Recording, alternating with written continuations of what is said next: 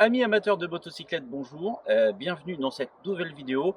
Dans cette vidéo, je vais vous présenter la Ducati Multistrada 950S, un trail prêt à tout, pour aller partout, un trail très attachant avec du caractère. Ici, c'est une version touring avec les valises en plus. Je suis allé l'essayer dans la région de Tours. J'ai fait pas mal de kilomètres et j'ai vraiment apprécié cette moto qui m'a donné envie d'en savoir un peu plus et de rouler encore plus. Donc je vous présente tout ça dans quelques secondes après l'introduction.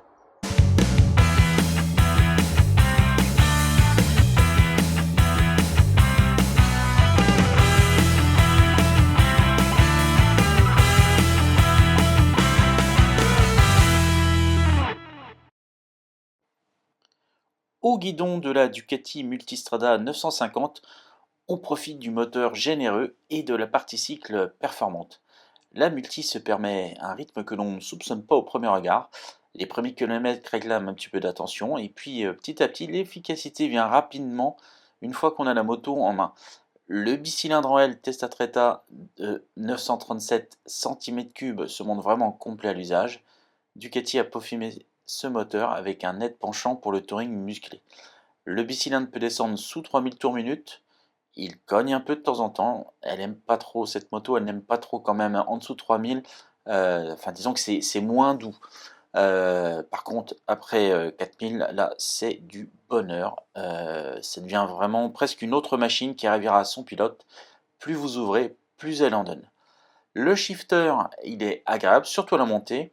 Alors, faut pas hésiter à mettre suffisamment de gaz pour que ça passe facilement.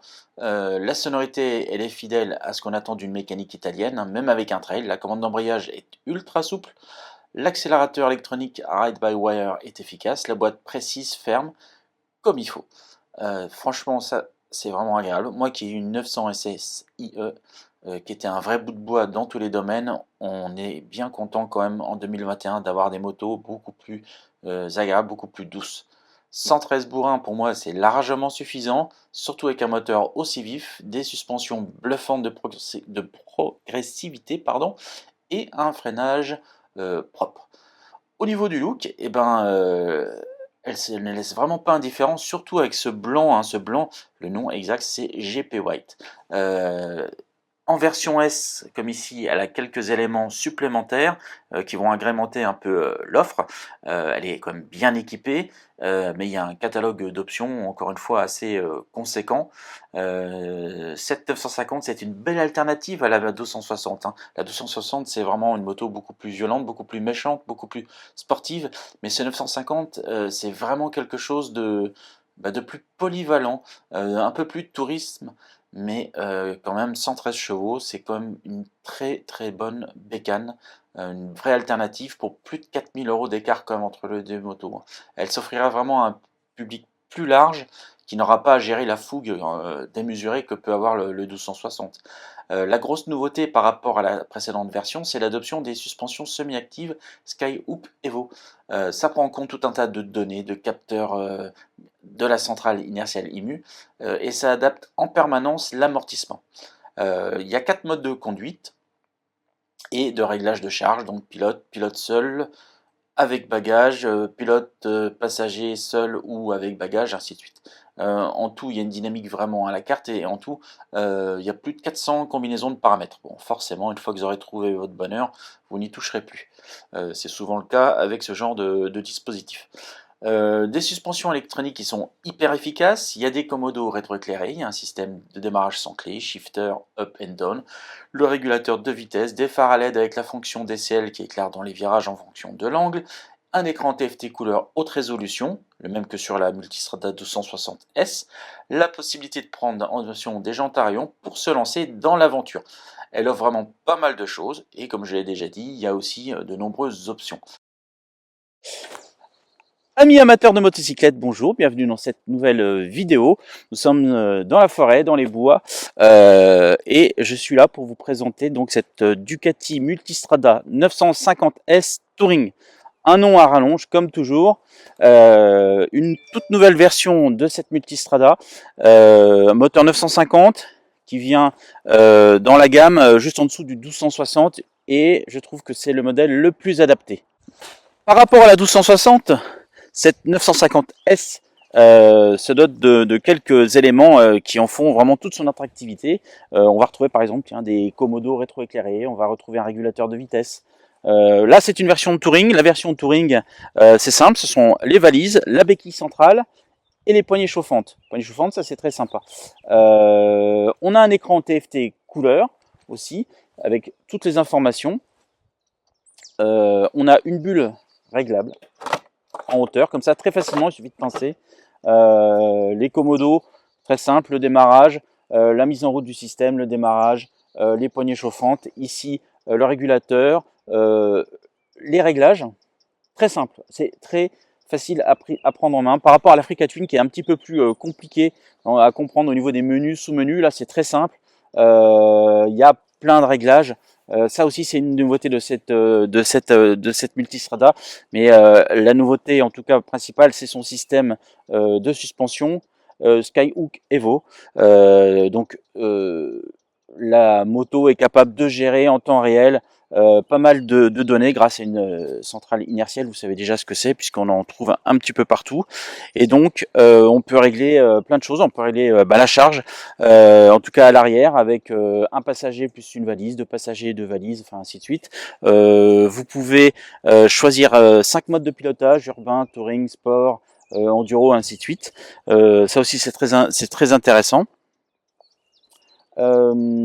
Autre élément sur cette version Touring, donc c'est les valises. Hop, un coup de clé ici. Hop. Alors deux valises de contenance différentes, puisque là vous avez le pot. Hop. Alors je vais mettre un coup de clé, faire comme ça. Hop, et voilà. Donc là, ici, dans celle-ci, on peut mettre un casque intégral, et dans l'autre, on peut mettre un casque jet. J'ai essayé. Donc, ce qui veut dire que vous avez quand même pas mal de place. La qualité, ça se raye assez facilement. Je dois avouer que ça se raye assez facilement, et j'ai trouvé assez fastidieux pour l'installer. Donc, j'ai pas osé trop les enlever. Elle est équipée de repose-pied avec un gros caoutchouc, donc assez large, donc on va pouvoir se mettre debout si besoin, même si cette version n'est pas faite pour faire du hors-piste trop compliqué, hein, c'est des jantes à bâton, donc si vous voulez en tout cas sortir des chemins, c'est tout à fait possible. Je l'ai fait très largement dans les vignes du côté de Tours. Je ne me suis pas fait peur du tout, elle est très rassurante, mais là effectivement dans cette configuration, elle est équipée avec les pneus Scorpio de Pirelli, qui sont quand même bien routiers, on va le dire, mais par contre qui sont excellents. Les pneus d'ailleurs, parlons-en. À l'avant, c'est du 120 par 19, et à l'arrière, c'est du 170. Freinage, double disque, simple disque à l'avant, c'est du Brembo, ça pince, c'est italien, vous connaissez. Le moteur donc 937 cm3 exactement, contrairement à ce qui est indiqué sur le côté de la moto, 113 chevaux, donc ce moteur par contre est vraiment une petite merveille, et moi je l'apprécie vraiment beaucoup. Je pense que c'est le meilleur moto actuellement chez Ducati, sans parler du V4 qui est un autre moteur, c'est différent, mais ce moteur est extrêmement performant.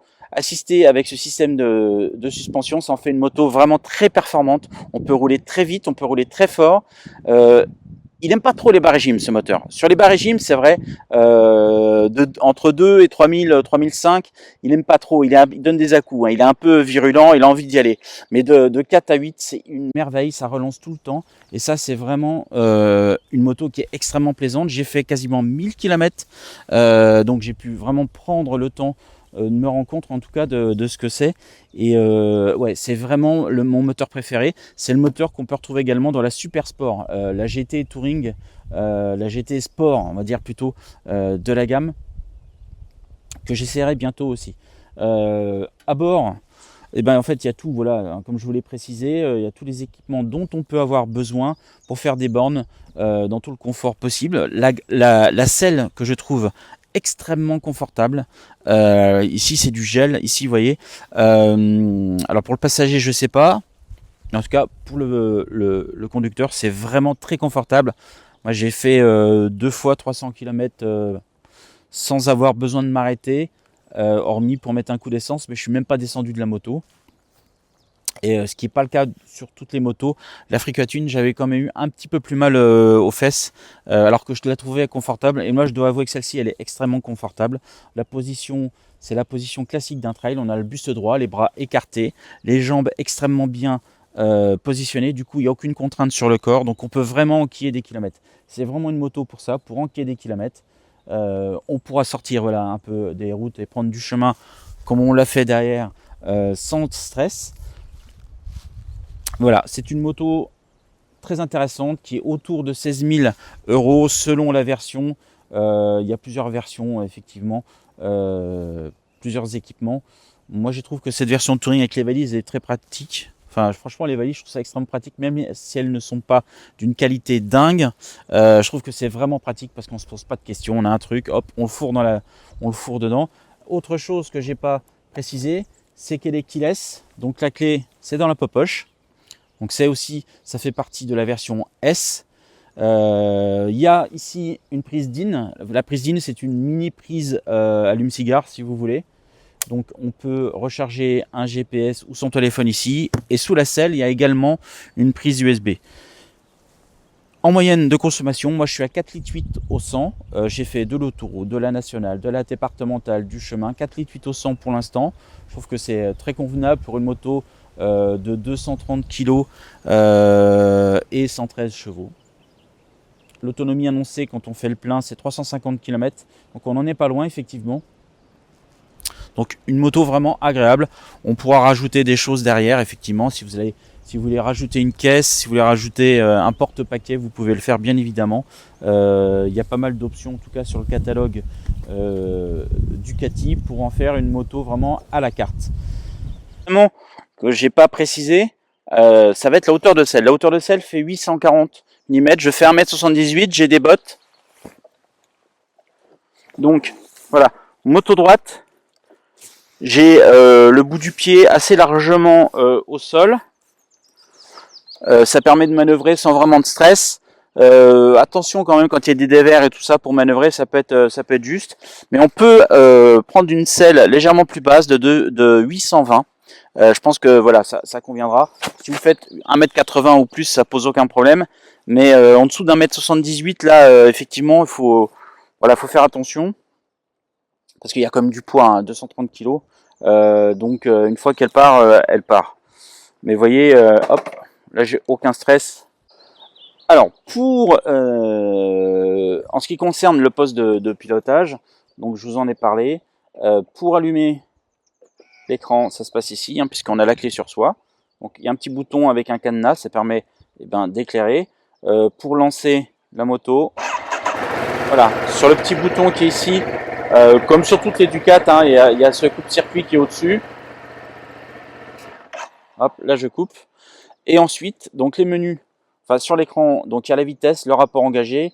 En haut, vous avez le compte-tours, l'heure, l'éclairage, la température. Enfin, là ici c'est le menu, je vais le dérouler. Le kilométrage total, 1800 km. Moi je l'ai prise, elle avait 900 km. Donc ici le carburant, la température en tout cas des fluides. En bas vous avez un casque, un petit bagage. Ça veut dire que moi je l'ai réglé la suspension arrière pour un pilote plus des bagages. Le DTC est à 5, l'ABS est à 3. Et j'ai oublié de vous dire qu'il y avait un shifter up-down aussi. Donc ça aussi c'est réglable. En fait il y a 400 réglages. Bon, on va pas se mentir, une fois que vous avez fait vos réglages, vous y touchez plus jamais. Hein, c'est comme dans toutes les voitures. Dans le menu, donc ici quand je déroule, alors il y a les différents trips, il y a la vitesse moyenne, la durée totale du voyage, la consommation moyenne, 4,8 litres. Là, il me reste 221 km d'autonomie. Donc, menu, hop, je valide. Et là, je peux choisir sport, touring, urban, enduro. Tac. Donc, moi, je vais la mettre en touring. Vous pouvez régler le DTC, l'ABS, le DQS, DQS, pardon. La suspension, c'est là. Régler l'avant, l'arrière, ainsi de suite. Bon, je vais pas le faire. Vous pouvez faire vraiment plein de choses. Voilà, ici je mets un pilote pour plus le bagage, deux plus bagage, ainsi de suite. Enfin ainsi de suite, ça suffira. Donc voyez, il y a pas mal de réglages, en tout cas, qui sont possibles. Ça se fait de manière assez intuitive.